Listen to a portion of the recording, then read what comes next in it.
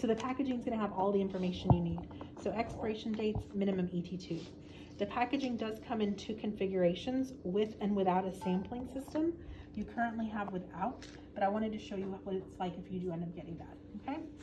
On the front of the packaging, you're going to see 2 sets of numbers. The first one is the outer diameter of the scope, and the second one is the working channel, okay? So your trachs you'll size based on that, you know, outside diameter of the scope, and then your flange. And then on the scope itself, it also tells you outer diameter of the outside and then diameter of the working channel. If you have to use any endoscopy tools, whatever your endo lab has, just make sure that you read what minimum channel they require. For the most part, this 5.6 with the 2.8 channel is like your therapeutic, so it's going to fit all of your big tools and do all your big procedures. There's a sheath protecting the scope inside the packaging and also your suction connection there. If you're doing straight Lukens traps, you'll still connect your suction tubing, just seat it all the way to the handle. You shouldn't have to trim it or cut it down. Once you have the sampling system, it only fits one way. There's a flat side to a flat side, and then there's a lock in the front. You'll have 2 60 milliliter traps that'll connect on the side, and then your suction tubing connects to the back. When the toggle is up, that goes to the waste canister. To turn the toggle, we obtain the specimen. You'll have 2 traps within the kit. To remove, we can hold, squeeze the top, lock it. Once it's closed, it's meant to stay closed.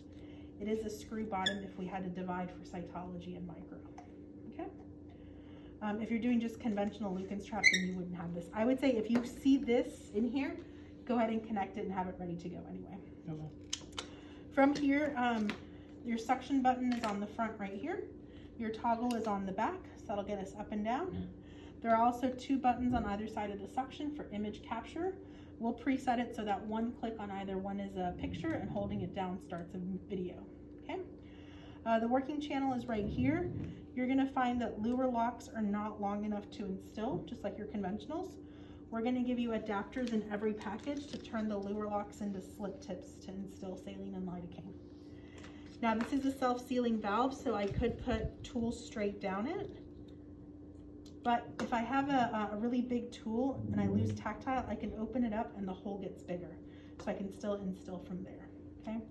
If I have to do any needle aspirations that require an adapter, I can take that off and connect the needle aspiration adapter if needed, okay? Working my way down, if my physician gets in like a not an ergonomic position, there's a toggle right here that I can hold and bring the handle back to neutral without adjusting the tip of the scope, okay?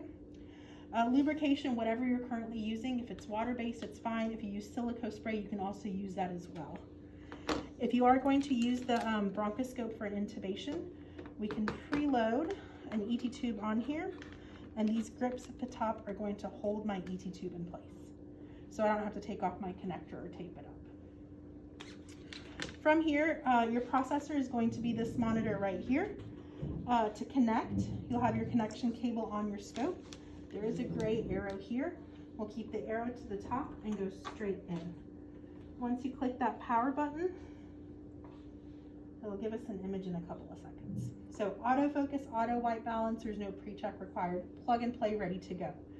If you have a patient on an HME or if you're doing an intubation with the scope, you might have some fogging. I would plug in ahead of time to let that light warm up. Okay, it's an LED, it shouldn't emit any heat, but it'll get to 98 degrees. Okay. From here, the screen is a touch screen as well, so I can do a double tap to zoom in, double tap to zoom out. I can take a picture from here, or I can take a picture from the handle.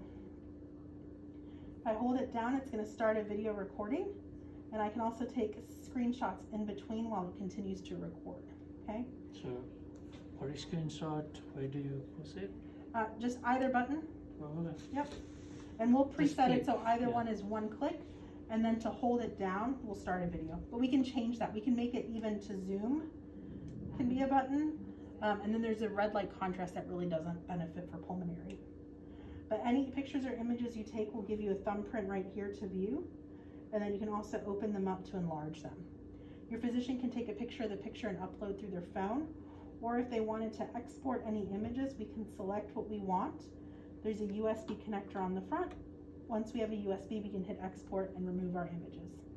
Nothing is deleted unless you hit that delete button, and then make sure you really don't want it because I can't get it back.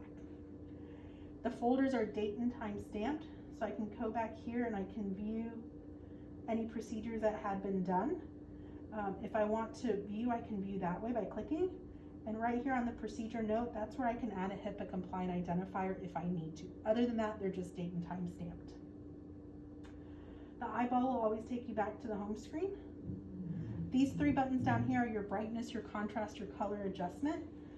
You really shouldn't have to make any adjustments. The brightness is the brightness of the screen, not of the tip of the scope. It will remember what you preset it to, so just make sure you leave it what's appropriate for everyone. For the most part, I just leave it down so it's not in use. When you're done, you're going to unplug and throw all of this away. Single patient use, single time use. The monitor requires connection to function. It does not have an internal battery. And then to power down, you'll just confirm power and open. Cleaning, you can wipe with your purple cavi wipes. If you have a C. diff patient and you have to use bleach, you can. Okay. It's going to leave that white film on it. Just go back with an alcohol to remove it. That's it. Okay.